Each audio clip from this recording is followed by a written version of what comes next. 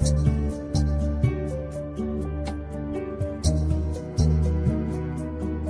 Vivekananda college মোড়। আমি সুমনা কর্মকার। আমি আজকে তোমাদের জীবের উৎপত্তি ও ক্রমবিবর্তন এবং শ্রেণীবিন্যাসের সূচনা এই ক্লাসটি আজকে আমি নিচ্ছি।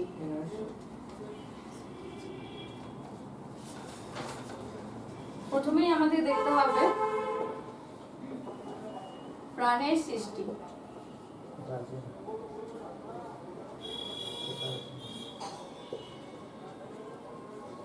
প্রাণের সৃষ্টি কবে হয়েছিল? সৃষ্টি হয়েছে প্রায় 500 কোটি বছর পূর্বে।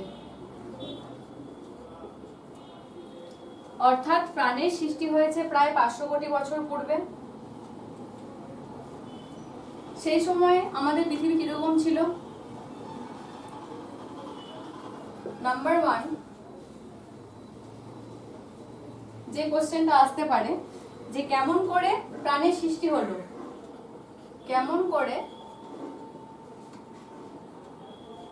প্রাণের সৃষ্টি হলো।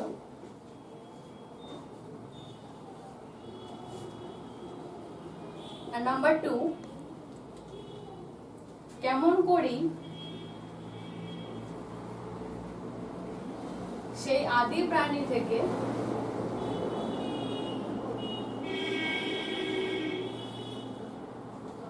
উন্নত জীব হলো।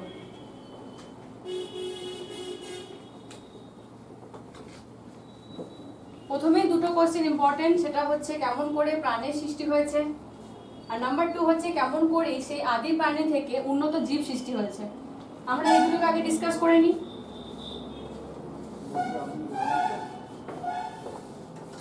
তো এই দুটোকে ডিসকাস করার জন্য আমাদের কিছু কিছু থিওরিজ লাগবে। কি কি থিওরি? বিভিন্ন বিজ্ঞানী বিভিন্ন রকম থিওরি দিয়েছেন। সব থেকে বেশি গ্রহণযোগ্য হয়েছে এআই ওপারিন এই বিজ্ঞানীর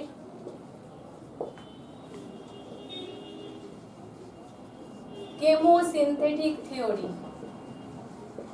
কেমোসিনথেটিক থিওরি কি আছে এই থিওরিতে? কেমোসিনথেটিক ওয়ার্ডটা শুনে বুঝতে পারছি যে এটা হচ্ছে জৈব রাসায়নিক তত্ত্ব। জৈব রাসায়নিক তত্ত্ব।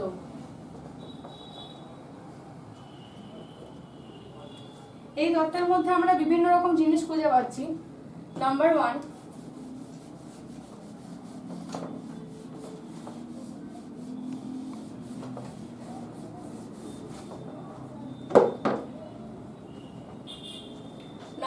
যেটা আমি প্রথমেই বলেছি যে 500 কোটি বছর আগে আমাদের পৃথিবী সৃষ্টি হয়েছে।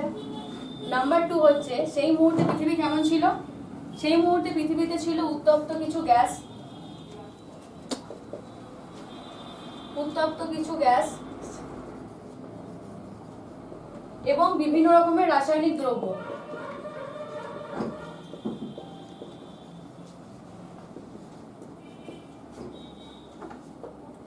তাহলে সেই সময় ছিল উত্তপ্ত কিছু গ্যাস এবং তার সঙ্গে বিভিন্ন রকমের রাসায়নিক দ্রব্য, যেইগুলো ছিল একবারে উত্তপ্ত অবস্থায়, মানে সব থেকে বেশি গরম অবস্থায় সেই মুহূর্তে ছিল। তারপরে কি হতে শুরু করলো?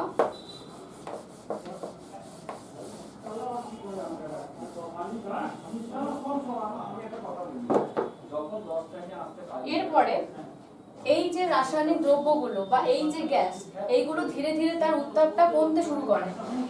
উত্তাপ কমতে শুরু করলো আর একটা কঠিন স্তরের সৃষ্টি হলো।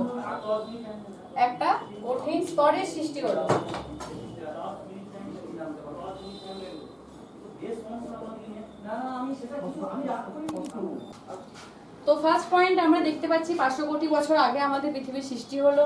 তারপর উত্তপ্ত কিছু গ্যাস এবং বিভিন্ন রাসায়নিক দ্রব্য, সেগুলো উত্তপ্ত অবস্থায় পৃথিবীর ভেতরেই ছিল। তারপর কি হলো? সেই উত্তাপটা কমতে শুরু করলো, একটা কঠিন স্তরের সৃষ্টি করলো। নেক্সট যেটা হচ্ছে সেটা হলো কঠিন স্তরটা হওয়ার পরে কি হলো? বিভিন্ন টাইপের উত্তপ্ত গ্যাস, যেগুলো আমরা জানতাম না যে সেগুলো কি অবস্থায় আছে। সেটা হচ্ছে বিভিন্ন গ্যাস কি কি আছে, যেমন হচ্ছে অ্যামোনিয়া, যাকে আমরা কি বলি NH3। আচ্ছা, জলীয় বাষ্প, যেটাকে আমরা কি বলি H2O।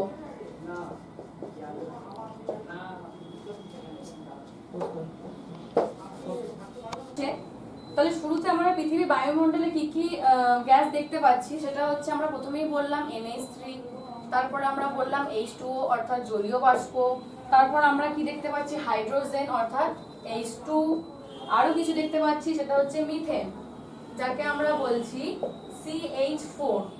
তো এইগুলো কি করছে, এইগুলো সেই সময় কোনো রকম যেহেতু অক্সিজেন কিছু ছিল না, মুক্ত অক্সিজেন কিছুই ছিল না, অর্থাৎ শুধু এই গ্যাসগুলোর একটা পরিমণ্ডল ছিল। মানে আমি যদি ধরে নিই এটা পৃথিবী, তাহলে সেই মুহূর্তে এই যে স্তরগুলোর মধ্যে শুধুমাত্র এই কটা গ্যাসের একটা পরিমণ্ডল ছিল। তারপর আমরা কি দেখতে পাচ্ছি, আস্তে আস্তে আস্তে আস্তে এই পরিমণ্ডলটার উপরে বৃষ্টিপাত হতে শুরু করলো। এবার বৃষ্টিপাত হওয়ার ফলে জল জমা হতে থাকলো,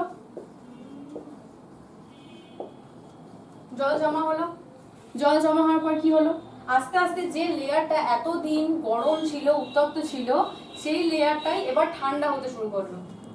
ঠান্ডা হওয়ার সময় কি হলো, ঠান্ডা হওয়ার সময় এই যে মিথেন, এই CH4 আর তার সাথে এই অ্যামোনিয়া NH3, এইগুলো সেই বৃষ্টির জলের মধ্যে জমা হতে শুরু করলো, মানে কি দ্রবীভূত হয়ে গেল,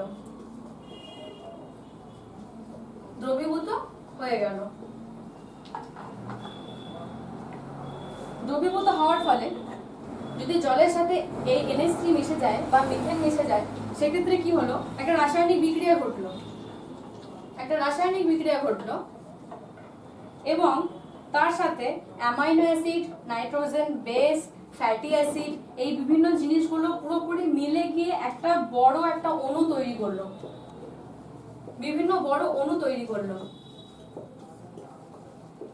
এই বিভিন্ন বড় অণু তৈরি করার পরে কি হলো, এই অণুগুলোকে আমরা কি বলতে পারি, এগুলোই তৈরি হয়ে গেল প্রোটিন।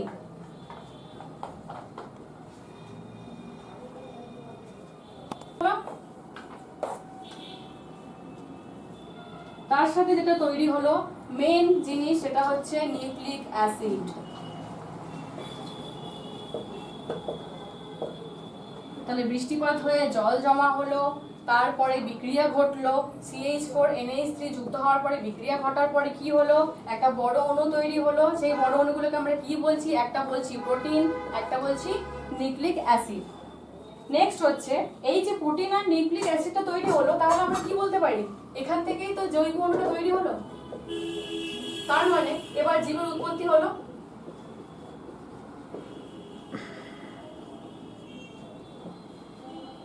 তার মানে জীব সৃষ্টিটা আমরা একটা পরপর পদ্ধতিতে দেখতে পাচ্ছি কিভাবে কিভাবে হলো। এবার নেক্সট আমি চলে যাচ্ছি প্রথম পর্যায়ে।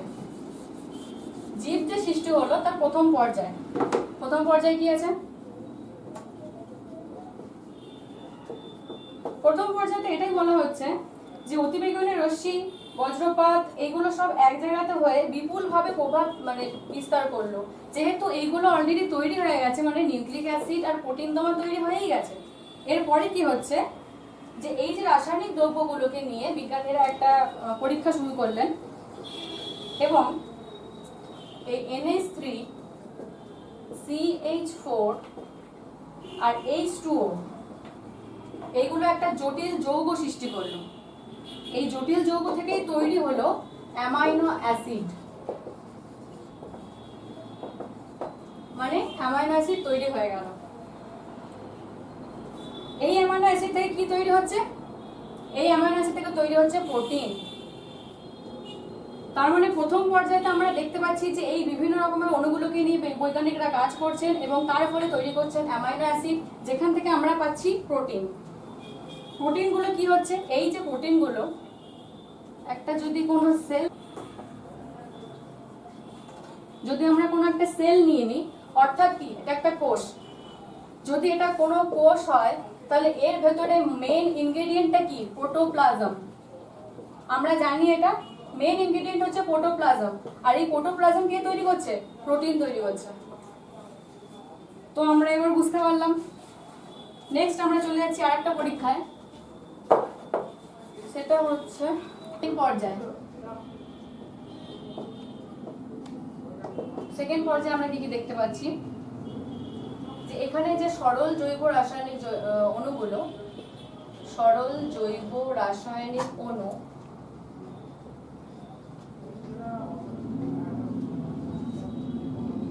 এগুলো যুক্ত হচ্ছে এবং কি তৈরি করছে? বড় বড় জৈব রাসায়নিক অণু। সরল জৈব রাসায়নিক অণুগুলো পরপর যুক্ত হয়ে তৈরি করছে বড় জৈব রাসায়নিক অণু, যার ভেতরে কি কি থাকছে? পেপটাইড থাকছে। আর কি কি থাকছে? এই পেপটাইডটা কিন্তু প্রোটিন তৈরি করতে পারে। প্রোটিন তৈরি করতে মেইন ইনগ্রেডিয়েন্ট হচ্ছে পেপটাইড। আর কি কি তৈরি করছে? শর্করা। আর কি কি তৈরি করছে? স্টার্চ। আর তার সাথে ফ্যাটের অণু।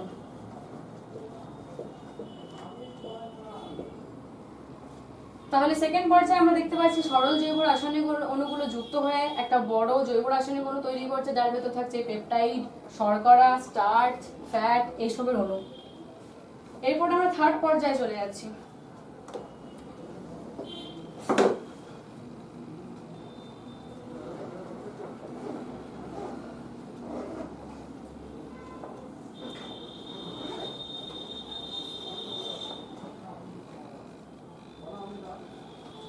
থার্ড পর্যায়ে আমরা কি দেখতে পাবো, যে বিভিন্ন বড় অণুগুলো, যে বড় অণুগুলো সেকেন্ড পর্যায়ে যুক্ত হয়েছিল, সেই বড় অণুগুলো তৈরি হয়ে একসঙ্গে যুক্ত হয়ে একটা জটিল পদার্থের সৃষ্টি করছে। একটা জটিল পদার্থ সৃষ্টি করছে হচ্ছে এই যে সরল ফ্যাট জাতীয় যে অণুগুলো, মানে যেটা আমরা সেকেন্ড পর্যায়ে দেখেছি, এই ফ্যাট জাতীয় অণুগুলো জমা হয়ে একটা পাতলা আবরণ সৃষ্টি করছে, একটা পাতলা লেয়ার সৃষ্টি করছে। পাতলা লেয়ার সৃষ্টি করে কি তৈরি করছে? একটা নির্দিষ্ট আকারের আবৃত দ্রবণ থেকে পরস্পর আলাদা হয়ে গিয়ে সেই দ্রবণে অবস্থান করছে। তাহলে একটা বিভিন্ন রকমের যে বড় অণুগুলো, সেগুলো তৈরি করছে একটা জটিল পদার্থ। তার ভেতরে যে ফ্যাট জাতীয় যে অণুগুলো আছে, সেগুলো একটা পাতলা লেয়ার তৈরি করছে। তারপরে সেই লেয়ারের ভেতরে আমরা কি পাচ্ছি? কোয়াসার্ভেট বিন্দু।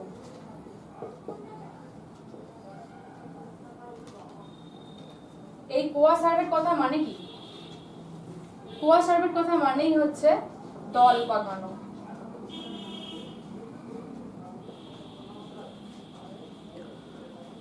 তার মানে এইখানে যে অণুগুলো আছে সেইগুলো যুক্ত অবস্থায় আছে। এবার কি বলছে? তাহলে কোয়াসার্ভেটের যে মতটা, সেটা কি হচ্ছে? দল পাকানো। এবার আমরা কোয়াসার্ভেট জিনিসটাকে আরো ব্রিফলি বুঝি।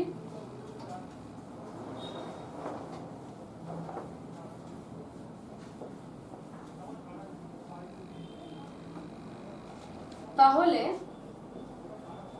কোয়াসার্ভেটের মতো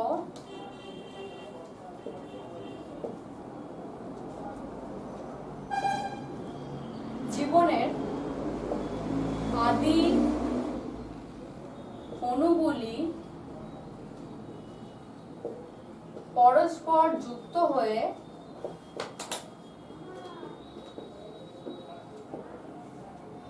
আদি কোষ সৃষ্টি করছে।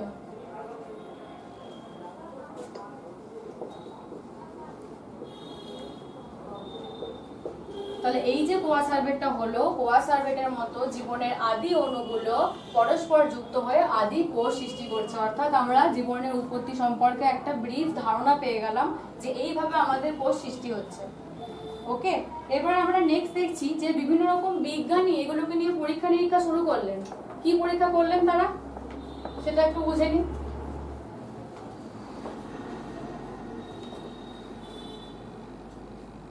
বিজ্ঞানী স্ট্যানলে মিলার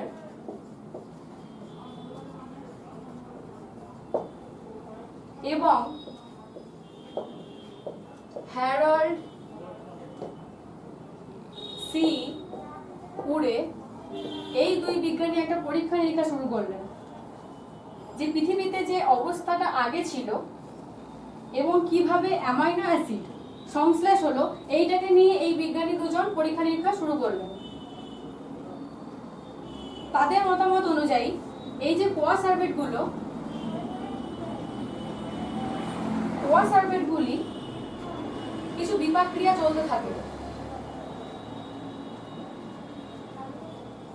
চলতে থাকে এবং কিছু পদার্থের সংশ্লেষ হয়, মানে কিছু তৈরি হচ্ছে কিছু ভাঙছে। এর ফলে কি হচ্ছে, শক্তির যোগান পাচ্ছি, শক্তির যোগান হচ্ছে, অর্থাৎ সৃষ্টি হচ্ছে। সেই প্রোটিনটা আমার কি হিসেবে কাজ করছে, উৎসেচকের অর্থাৎ এনজাইম অনুঘটক যে কাজটা করছে সেটা উৎসেচকের কাজটা করছে এই প্রোটিন। নেক্সট আমরা চলে যাচ্ছি আরএনএ অর্থাৎ রাইবো নিউক্লিক অ্যাসিড।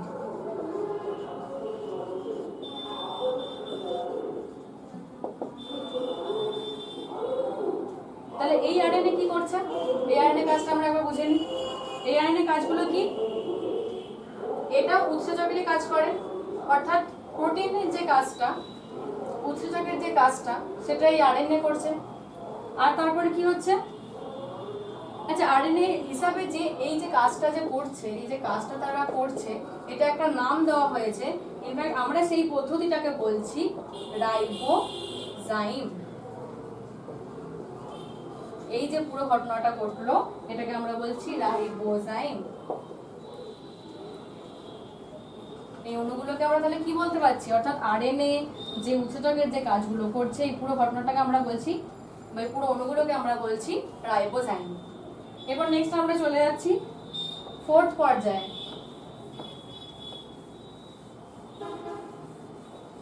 ফোর্থ পর্যায়ে কি কি আছে একবার দেখে নেওয়া যাক। ফোর্থ পর্যায়ে বলছে যে আদি অণুগুলোর অবাধ সংযুক্তির ফলে কয়েক ধরনের নিউক্লিয় প্রোটিন বা নিউক্লিক অ্যাসিড তৈরি হলো যা কোয়া সার্ভেটের মতো বস্তুর আরো দুটি বৈশিষ্ট্যের সৃষ্টি করলো। তাহলে কি কি সৃষ্টি করলো, নাম্বার 1 বলছে যেটা নিউক্লিক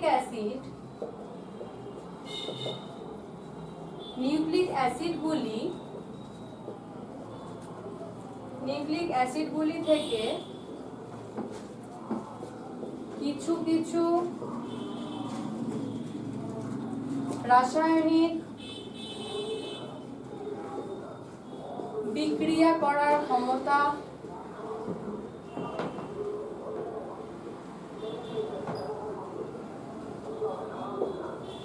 তাহলে আমরা ফোর্থ পর্যায়ে ফার্স্ট পয়েন্টটা কি দেখতে পাচ্ছি, নিউক্লিক অ্যাসিডগুলো থেকে কিছু কিছু রাসায়নিক বিক্রি করার ক্ষমতা।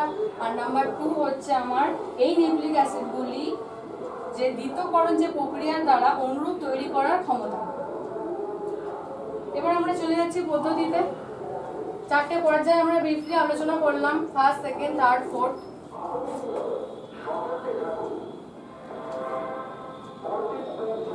নেক্সট আমরা চলে যাচ্ছি যে বিভিন্ন ধাপগুলো, বিভিন্ন ধাপ কি কি আছে। এক হচ্ছে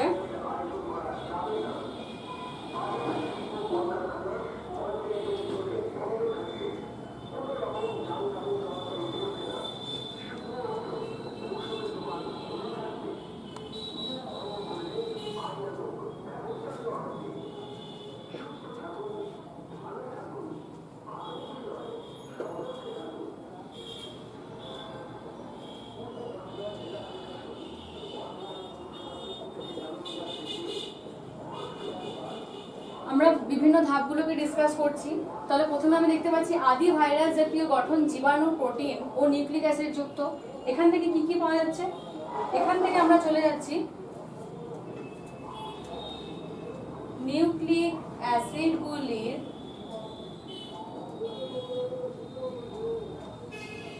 সঙ্গে সংযুক্তি।